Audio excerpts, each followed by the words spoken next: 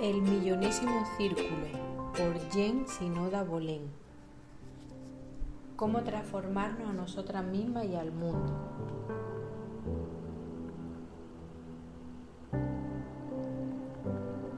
El millonésimo círculo, extrapolado del mito del centésimo mono, se basa en una hipótesis sencilla y cuyo mecanismo es posible aprender de forma intuitiva e inmediata.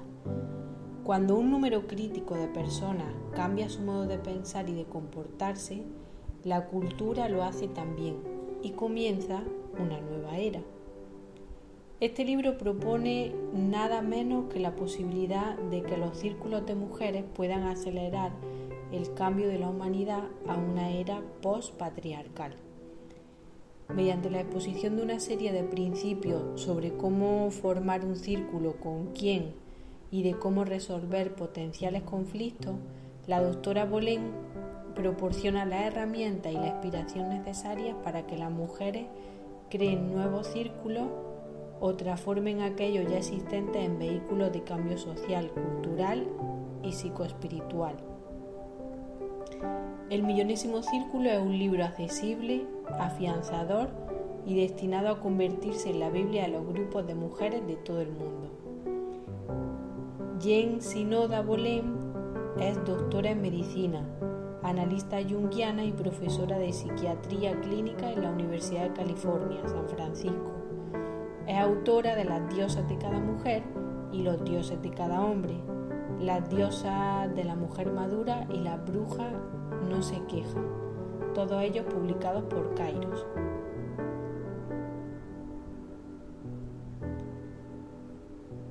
Uno. El zen y el arte de mantener el círculo. Los círculos donde afrontamos lo que somos, escuchar es un milagro y reivindico ese canto que es mío. Yanis Mirikitani, donde están enterrados los cuerpos. El zen y el arte de mantener el círculo.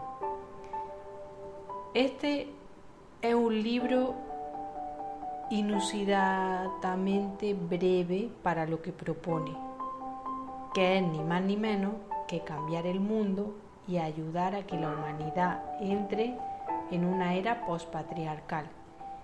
Está dirigido a las mujeres, pues si ese cambio puede llevarse a cabo, habrán de ser ellas las artífices, aunque por supuesto estaré encantada de compartir estas páginas con aquellos hombres interesados en leerlas.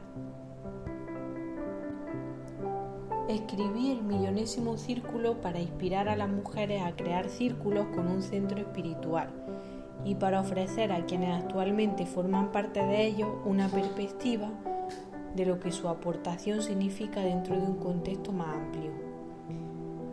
Trato de contribuir así y acelerar un proceso y un movimiento que ya está en marcha y que se basa en una hipótesis sencilla, cuyo mecanismo, objeto de análisis y observación, es posible aprender de forma intuitiva e inmediata. Cuando un número importante de personas cambia su modo de pensar y de comportarse, la cultura lo hace también, y una nueva era comienza. En cuanto se comprenden los principios básicos de los círculos de mujeres, es posible darse cuenta de su significación como un movimiento revolucionario, evolucionista, que a simple vista es difícil de captar. En apariencia se trata de meros grupos de mujeres que se reúnen y conversan. Sin embargo, la aportación de cada mujer y de cada grupo tiene una dimensión mucho más trascendente. La idea del millonésimo círculo irrumpió en mí inesperadamente mientras trabajaba en otro de mis libros. Estaba inmersa en el manuscrito de Las diosas de la mujer madura, que trata sobre los arquetipos de mujer a partir de los 50, cuando a raíz de uno de esos arquetipos, que no es en absoluto el de una diosa, sino el arquetipo del círculo, escribí de pronto a doble espacio 4 páginas de reflexiones que resultaron ser una declaración visionaria completa. Sentí que el propósito intrínseco de aquellas páginas no era el de formar parte, junto a muchas otras, de un grueso volumen, sino el de salir al mundo sola, como una idea cuyo momento ha llegado, y muy pronto sucedió algo que ratificó esa percepción.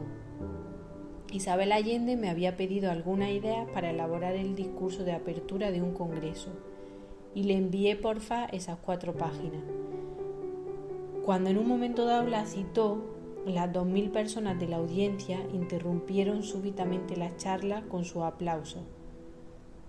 Surgieron luego los restantes capítulos, del 3 al 9, que constituyen la parte de este libro dedicado a cómo llevarlo a cabo.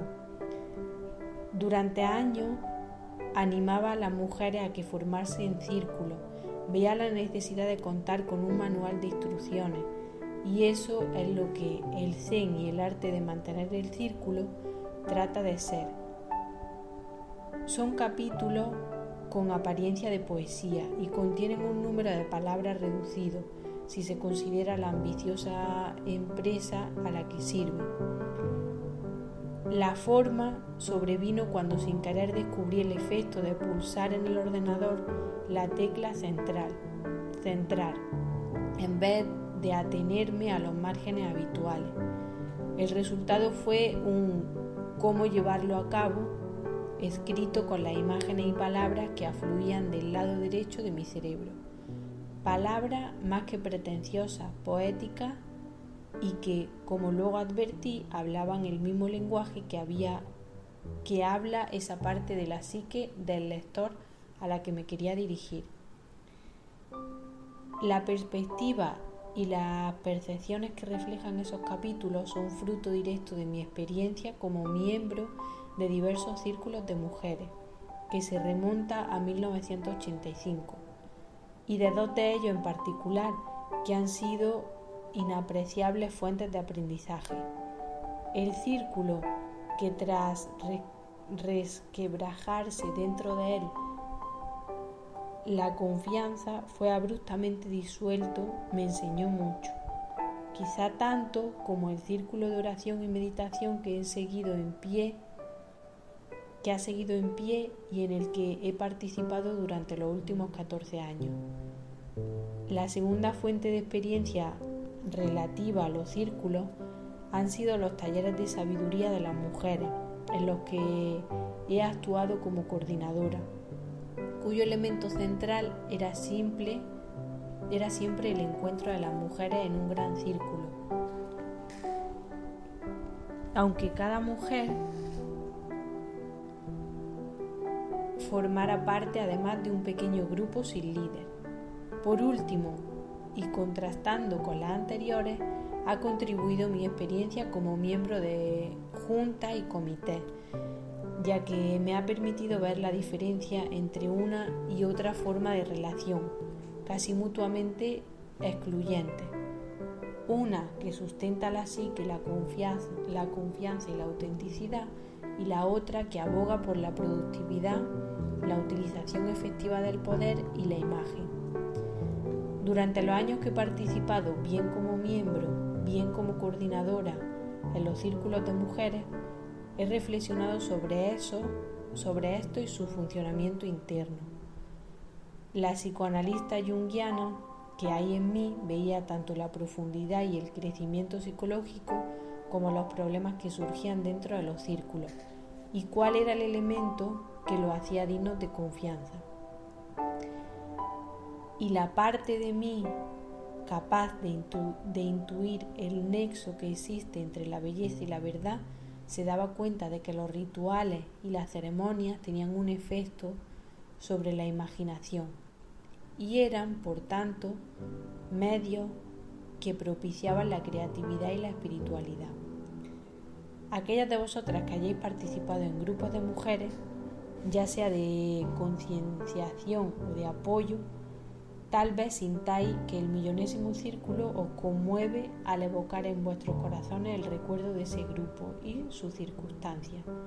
Creo que los capítulos correspondientes a cómo llevarlo a cabo serán también un recordatorio de lo que aprendisteis y entonces, como fruto de esa experiencia, tenéis una sabiduría que aportar a cualquier nuevo círculo.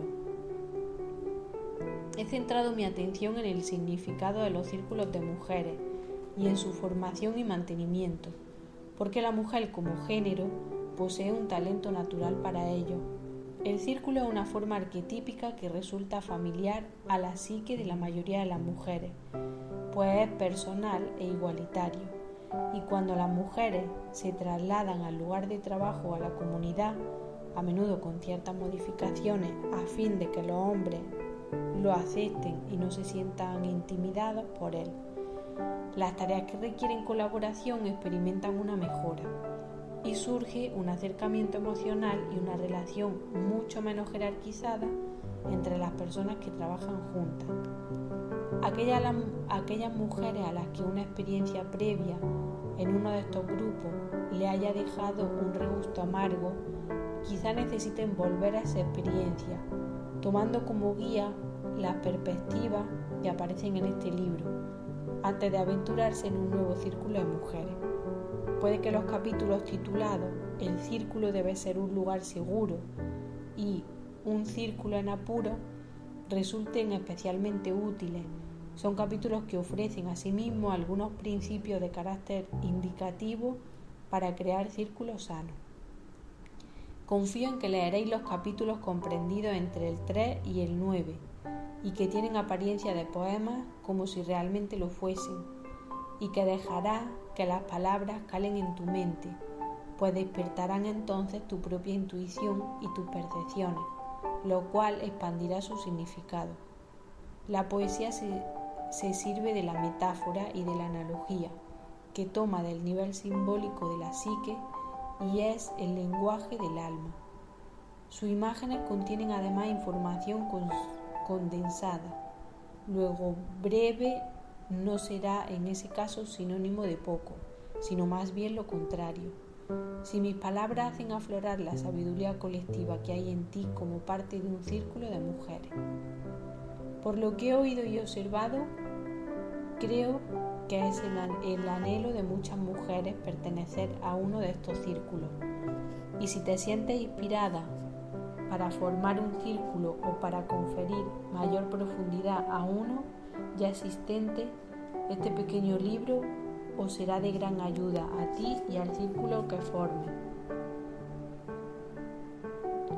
o que reciba tu influencia, y estarás contribuyendo al mismo tiempo a un cambio evolutivo de la cultura humana, puesto que el tuyo será un círculo más en el camino hacia el millonésimo círculo. 2. ¿Cómo cambiar el mundo? El millonésimo círculo. Nada es tan poderoso como una idea cuyo momento ha llegado. Víctor Hugo. El feminismo arde incontenible cuando la llama nace de su espiritualidad inherente. Cuando no, es solo una de tantas estructuras políticas, y la política nunca ha saciado nuestra hambre más profunda. Carol Lee Flinders. La raíz de este anhelo. ¿Cómo cambiar el mundo? El millonésimo círculo. El centésimo mono es un relato que inspiró a los activistas antinucleares a seguir hacia adelante cuando la voz del sentido común decía que la carrera armamentista era imposible de detener. Ellos creyeron firmemente en el mensaje y la moraleja de este cuento alegórico basado en la teoría de la resonancia mórfica del biólogo Rupert Sheldrake, que postula que la conduela de una especie cambia cuando las modificaciones dentro de ella alcanzan un nivel crítico, es decir, cuando se manifiestan en un número exacto de sujetos. A raíz de ello, el comportamiento y los hábitos de la especie entera experimentan una transformación. La versión más extendida de este relato fue la que escribió Cage Jr. y dice así: durante 30 años, un grupo de científicos se dedicó a estudiar las colonias de monos que habitaban diversas islas, separadas entre sí, en las inmediaciones de las costas de Japón. A fin de hacer que los monos bajaran de los árboles para poder estudiarlos de cerca, los investigadores solían arrojar boniatos en la playa a modo de cebo, y cuando los monos acudían a saborear el almuerzo gratuito, tenían ocasión de observarlo en detalle cómodamente. Un buen día, una mona de 18 meses, a la que llamaban Imo, se acercó a lavar su boniato en el mar antes de comérselo. Supongo que sabía mejor limpio de arena y de pesticidas, o quizá adquiría de ese modo un ligero gusto salado que resultaba agradable al paladar. Imo enseñó a hacer esto a sus compañeros de juego y a su madre. Sus compañeros se lo enseñaron a la suya, y paulativamente fueron cada vez más los monos que empezaron a lavar sus boniatos en lugar de comérselos rebozados de arena. Al principio solo las hembras adultas, a imitación de sus crías, aprendieron a hacerlo, pero poco a poco otros aprendieron también. Al cabo de un tiempo, los científicos se dieron cuenta de que todos los monos de la isla lavaban sus boniatos antes de llevárselo a la boca, pero aun cuando este era de por sí un hecho significativo, fue aún más fascinante descubrir que aquella alteración de la conducta no se había producido en esta isla únicamente, sino que de pronto los monos de todas las demás islas habían empezado también a lavar sus boniatos, a pesar de que nunca habían existido contacto directo entre las colonias de monos de una isla y otra. El 100º mono era el hipotético mono que anónimamente había inclinado la balanza de forma decisiva para la especie, aquel cuyo cambio de conducta significó que de todos los monos, a partir de ese instante, lavarían los boniatos antes de comérselos. A modo de alegoría, el 100º mono alienta la esperanza de que cuando un número decisivo de personas transforme su actitud o su comportamiento, la cultura en su totalidad se transformará. Unos pocos empiezan a hacer aquello que era impensable, y pronto son muchos quienes lo hacen, y cuando un cierto número de individuos cambia, esa nueva conducta forma parte indivisible de cómo somos y de lo que somos como seres humanos. Alguien tiene que ser el mono número 37 y el 63 y el 99 antes de que le llegue el momento al mono número 100. Y nadie sabe cuán cerca está ese momento o a qué distancia se encuentra el 100º mono hasta que de repente está allí. Si alguna vez has recorrido un laberinto, entenderás cómo es el viaje del que hablo. Camina y camina, siguiendo un sendero que constantemente tuerce y camina de dirección, sin manera de saber cuánto falta para llegar al centro, hasta que en el momento menos pensado se abre ante ti. Una vez que has llegado al centro, que es símbolo de profunda percepción y sabiduría, puedes permanecer en él tanto como gustes, pero a continuación será hora de llevar al mundo ese conocimiento o esa experiencia, y nuevamente tendrás que eliminar y caminar a través del laberinto sin saber cuán cerca o cuán lejos te encuentras de la salida, hasta que tomas esa última desviación y de pronto estás fuera. Como Imo y sus amigos. Para que la cultura humana cambie, para que exista el 100º mono, es necesario un equivalente humano de Imo y su amigo, pues sólo de esa manera podrá el patriarcado incorporar, por un lado, la sutil sabiduría y compasión asociada al aspecto femenino de la humanidad, y por otro, la sabiduría indígena que implica una conexión con todos los órganos vivos del planeta, y llegar de ese modo a un equilibrio. Creo de verdad que eso será lo que ocurra cuando haya un número decisivo de círculos de mujeres. Para que el sistema patriarcal cambie, ha de existir un millonésimo círculo. Ha de ser así porque lo que el mundo actualmente necesita es una inyección de la clase de sabiduría que las mujeres tienen, y la forma misma del círculo es una encarnación de esa sabiduría. La famosa expresión de Marshall McLuhan, el medio es el mensaje, sin duda puede aplicarse a los círculos de mujeres, ya que en un círculo no existe la jerarquía, y eso es la igualdad. Es así como una cultura se comporta cuando escucha y aprende de cada uno de sus integrantes.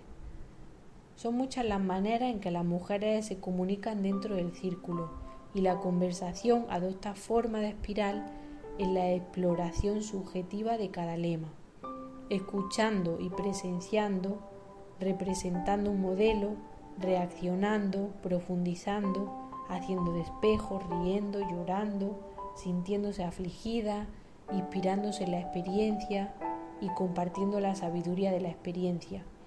Las mujeres del círculo se apoyan mutuamente y se descubren a sí mismas a través de las palabras.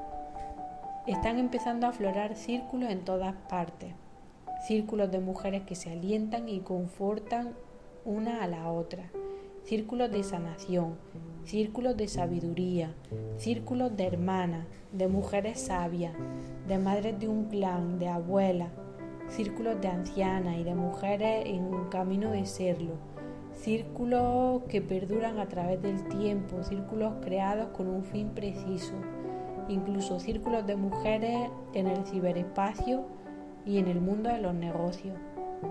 Reunirse en un círculo y aprender a estar en él es hacer lo que hicieron Imo y su amigo.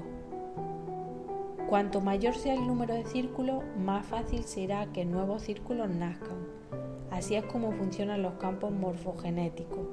Cada círculo es una regeneración de la forma arquetípica. Está inspirado y sustentado por todos los círculos de mujeres que han existido, y él, a su vez, hace una aportación al campo de energía arquetípica que facilitará el camino al círculo siguiente. Los campos morfogenéticos y los arquetipos se comportan como si hubieran conocido una existencia previa e invisible fuera del espacio y del tiempo. Resultan instantáneamente accesibles cuando nos alineamos con esa forma y encuentran expresión en nuestros pensamientos, sentimientos, sueños y acciones. El círculo, y especialmente un círculo sagrado, es mucho más que la experiencia de esta generación. Obsérvalo, hazlo, enséñalo. Cuando estaba en la Facultad de Medicina, este era el mantra del estudiante, y ese es el método por el que aprendían los médicos, un modelo de aprendizaje basado en la experiencia directa, de carácter muy similar con las experiencias dentro del círculo, aunque tal vez el primer círculo que veas se halle solo en tu imaginación. Es posible que después te una a un círculo de mujeres o que tú misma formes uno. Estar en un círculo es una práctica de aprendizaje y crecimiento que se nutre de la experiencia y la sabiduría, del compromiso y el valor de cada una de las mujeres que hay en él.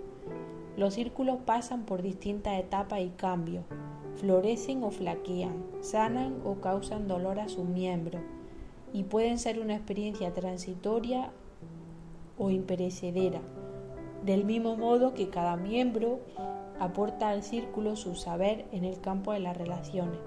Esto funciona en sentido inverso, es decir, la experiencia del círculo puede tener un radical efecto positivo en las relaciones exteriores al círculo, puesto que proporciona un modelo, un espacio donde comunicarse con sinceridad y afecto hasta que esa sea la forma de comunicación habitual en tu vida y sea también la que esperas de los demás.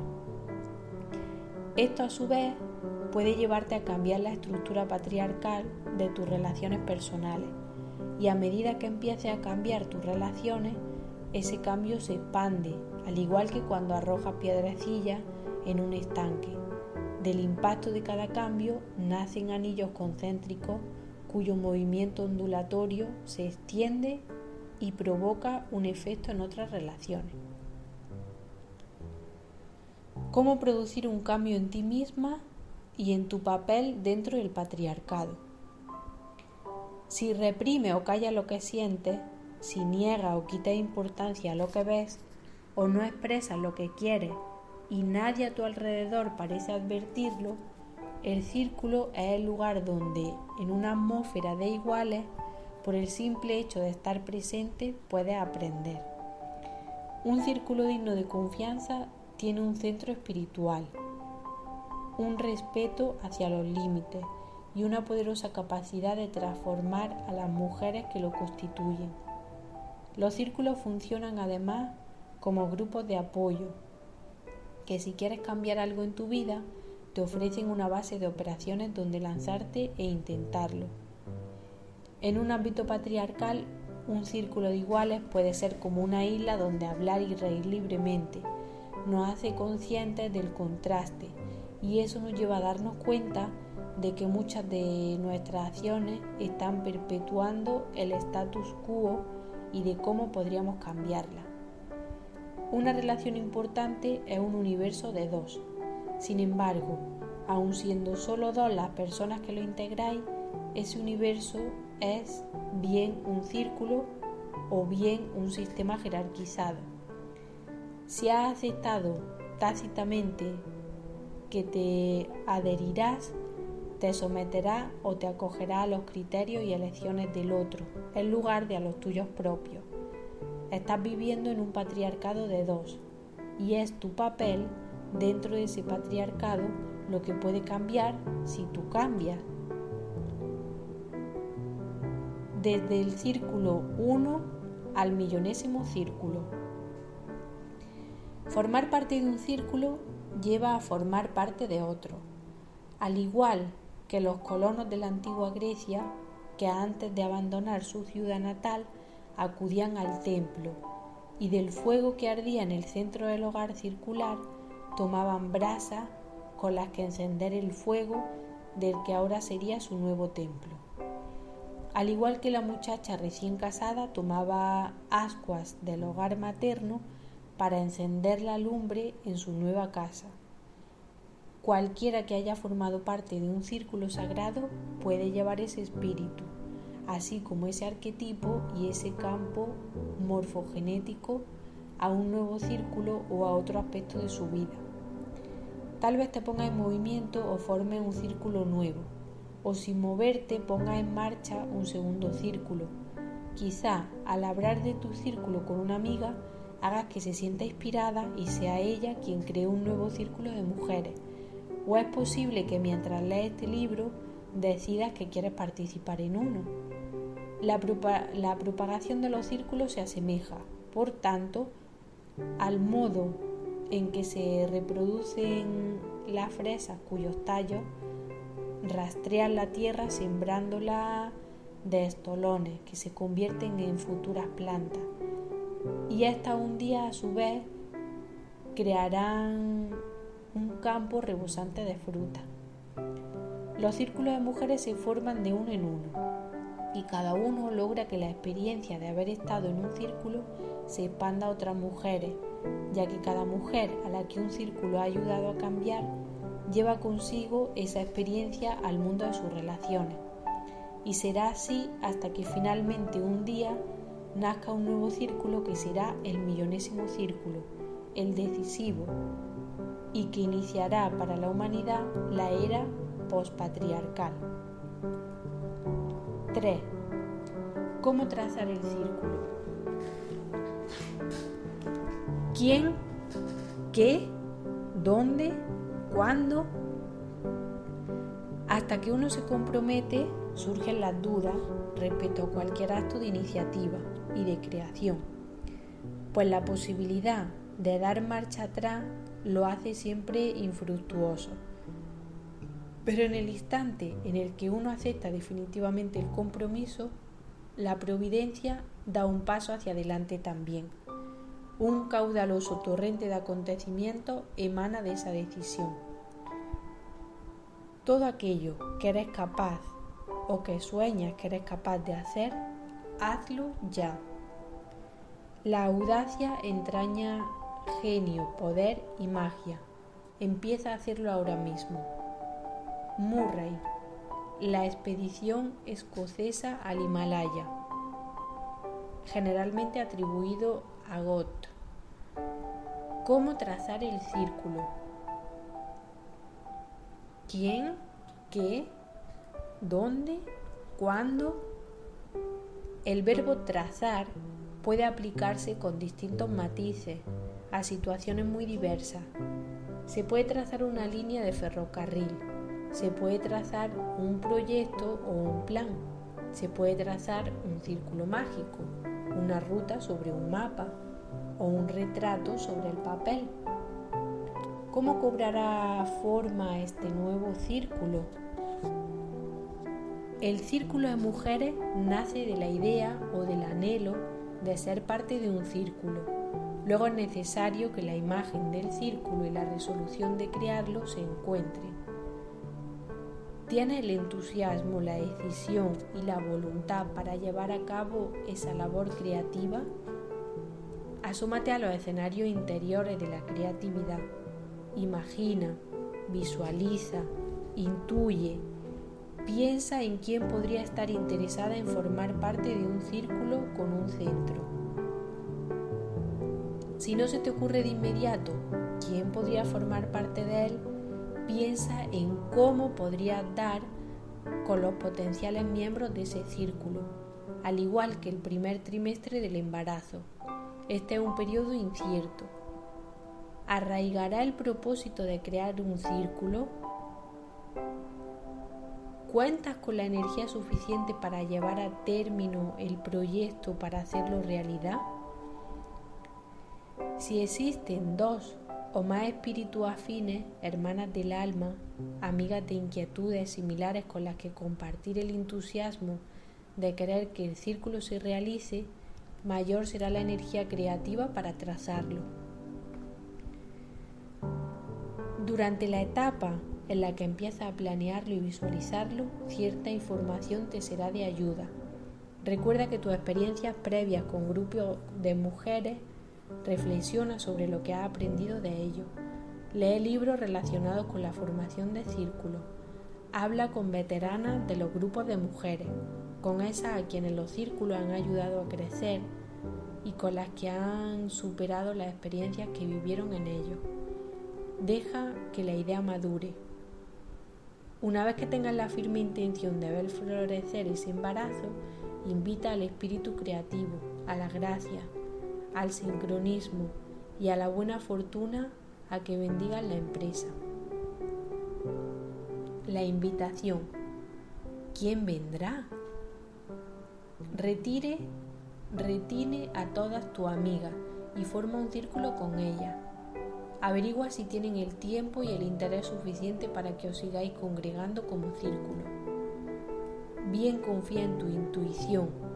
Selecciona una serie de mujeres e invítalas a reunirse contigo para considerar la creación de un círculo. Si prefieres, haz circular la idea del círculo entre las mujeres que conoces e invita a las que estén interesadas a una reunión para hablar de cómo formarlo.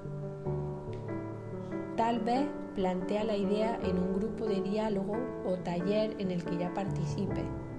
Si no, queda con otras mujeres para acudir juntas a un retiro, una asamblea o una conferencia y planea cuándo y dónde podríais volver a encontraros. Prueba a hacer una convocatoria abierta para la selección, invitando a ella a toda mujer que se sienta atraída por el proyecto. A través de un boletín, de un tablón de anuncios, de internet o de lo que fuere, informa de que tiene el propósito de crear un círculo y espera hasta ver quién acude a la reunión. Quizá el modo más rápido de saber quién podría tener interés en formar un círculo con un centro sea averiguar quién ha sintonizado con el millonésimo círculo. ¿Cuál será la actividad del círculo? Algunos tienen un programa o un objetivo, una razón manifiesta para reunirse, que va más allá del hecho de constituir un círculo. Los grupos de costura, por ejemplo, donde las mujeres del campo solían congregarse y aprovechaban para ponerse al día de las últimas noticias de cada una.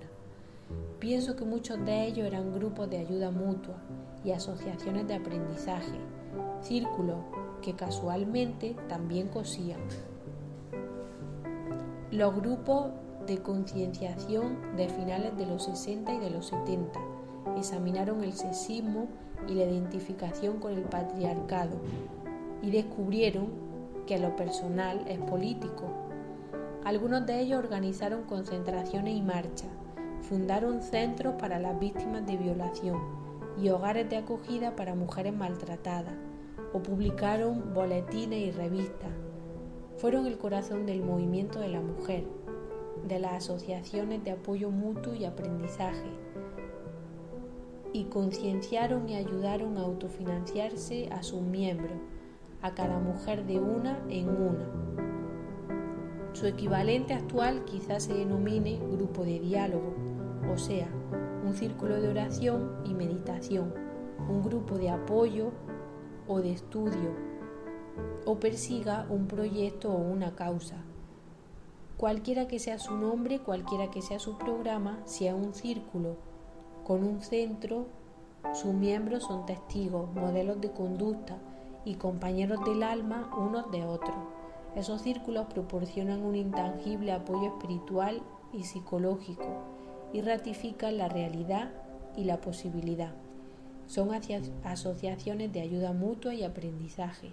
Son los agentes del cambio. El lugar. ¿Dónde reunirse?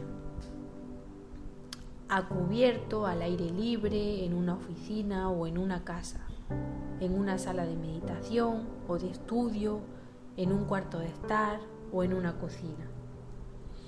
Lo importante no es dónde se reúne el círculo, sino si ese lugar puede servirle de santuario, si puede ser un lugar íntimo, salvo de la intromisión de otras personas y de ruido, un lugar donde figuradamente se haya colgado el letrero "no molesten", donde se puedan cerrar las puertas y haya silencio, y donde el escándalo de las carcajadas y de las expresiones de alegría de un círculo de mujeres no moleste tampoco a nadie. El tiempo. ¿Cuándo se reunirá el círculo? ¿Con qué frecuencia se reunirá el círculo? ¿Cuándo y cuánto durará cada reunión? Los parámetros del tiempo determinan quién podrá formar parte del círculo y deciden lo que puede suceder en él. Algunos círculos se reúnen durante 2 horas en semana alterna, otros todas las semanas y algunos un sábado o domingo al mes. Hay círculos que se congregan una vez al año en un lugar de reuniones y que se citan para el año siguiente a la misma hora. En la actualidad, las componentes de algunos círculos se mantienen en contacto unas con otras mediante el correo electrónico y existen incluso cibercírculos en Internet. Si como formar un círculo tiene un secreto, este es el que cada mujer del círculo conozca la historia personal de cada una de las demás mujeres, sus viajes, los detalles importantes de su vida, qué cuestiones constituyen un reto y dónde residen las dificultades relevantes. Para ello necesitarán reunirse y conversar una y otra vez.